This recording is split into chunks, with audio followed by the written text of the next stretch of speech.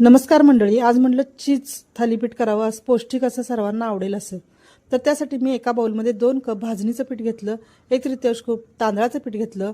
त्यानंतर त्यामध्ये एक मोठा बारीक चिरलेला कांदा घातला, कोथिंबीर एक छोटी वाटी घातली, धने जिरे हळद अर्धा चमचा घातला, मीठ चवीनुसार घातले. त्यानंतर त्यामध्ये ओवा बारीक केलेला कुस्करलेला अर्धा चमचा घातला. ते घालून झाल्यावर मळून घेतलं. पण लक्षात आलं की हिंग घालायचा राहिला आहे. हिंगाची पूड थोडीशी घातली कारण पोटाला त्रास होऊ नये म्हणून. त्यानंतर भाज्या चिरून घातल्या, आपल्या ज्या भाज्या असतील त्या घालायच्या. तर मी इथं पालक आणि मेथी माझ्याकडे होती, ती मुठभर स्वच्छ निवडून धुवून बारीक करून घातली. त्यानंतर थालीपीठ नेहमीप्रमाणे थापटून घेतलं. आपल्या पळपटावर पाणी घातलं आणि त्याच्यावर रुमाल अंथरून ते थापटून घेतलं. त्यानंतर थालीपीठ करून घेतलं.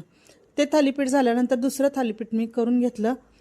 त्यामध्ये मी चीज एका साईडला घालून ते चांगलं भाजून घेतलं. मस्त असं चीज थालीपीठ तयार झालं.